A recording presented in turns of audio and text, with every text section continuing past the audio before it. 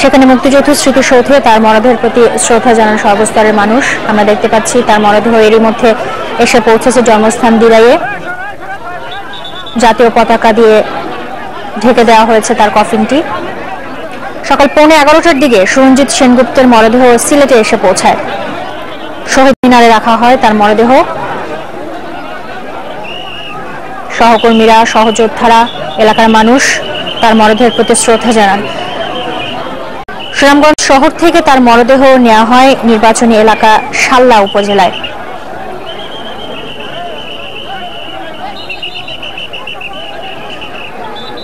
সেখানে শাল্লা উপজেলায় সর্বস্তরের মানুষ তার প্রতি শ্রদ্ধা নিবেদন করেন। এরপর তার মরদেহ নিয়ে আসা হয়েছে জন্মস্থান দিরাইয়ে। এখানে কিছুক্ষণের মধ্যে তার শেষকৃত্য সম্পন্ন হবে। তার আগে তাকে গার্ড অব অনার প্রদান করা হবে। এজন্য নেওয়া হয়েছে সব ধরনের প্রস্তুতি। তার মৃত্যুতে সুনামগঞ্জে 3 দিনের শোক ঘোষণা করেছে স্থানীয় আওয়ামী লীগ।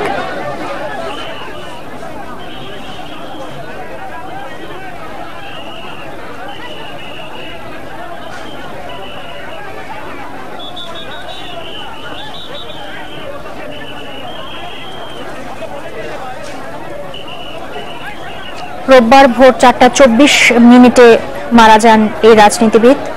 তার মৃত্যুতে শোক জানান রাষ্ট্রপতি আব্দুল হামিদ, প্রধানমন্ত্রী শেখ হাসিনা। এরপর তার মরদেহ নেওয়া হয় রাজধানীর জিগাতলায় তার বাসায়। দুপুর 12টায় ঢাকেশ্বরী মন্দিরে নেওয়া হয় এবং বিকেল 3টায় নেওয়া হয় জাতীয় সংসদ ভবনের দক্ষিণ প্লাজায়। সেখানে সর্বস্তরের মানুষ তাকে শ্রদ্ধা নিবেদন করেন। এরপরে তার মরদেহ নিয়ে আসা হয় সুনামগঞ্জে।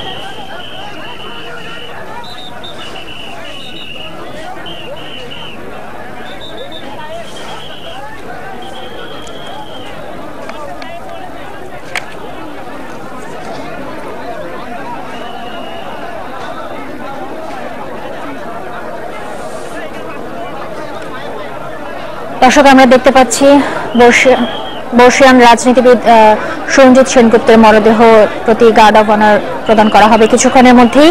তারই সার্বিক প্রস্তুতি চলছে। কিছুক্ষণের মধ্যে তার মরদেহে গার্ড অব অনার প্রদান করা হবে এবং এর পরপরই হবে তার শেষকৃত্য। খুব সম্ভবত এখনই শুরু হতে যাচ্ছে গার্ড অব অনার প্রদান অনুষ্ঠানটি। এলাকার মানুষ সহ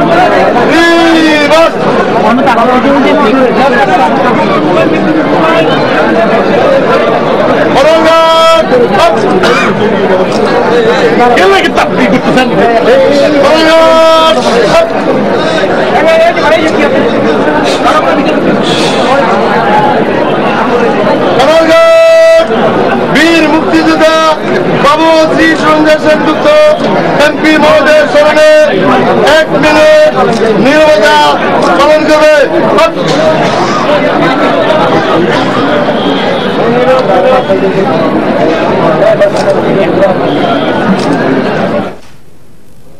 দর্শক, বর্ষিয়ান রাজনীতিবিদ এবং সংবিধান বিশেষজ্ঞ সুরঞ্জিত সেনগুপ্তের মরদেহের প্রতি গার্ড অব অনার প্রদান করা হয়েছে। আমরা এতক্ষণ সরাসরি সম্প্রচারে ছিলাম।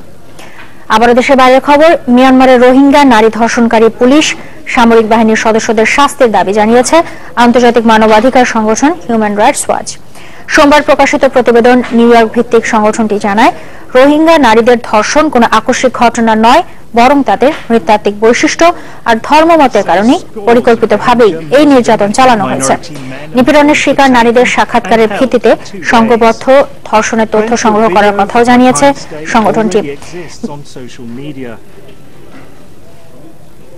এই ছিল এখনকার মতো, সাথে থাকার জন্য সবাইকে ধন্যবাদ।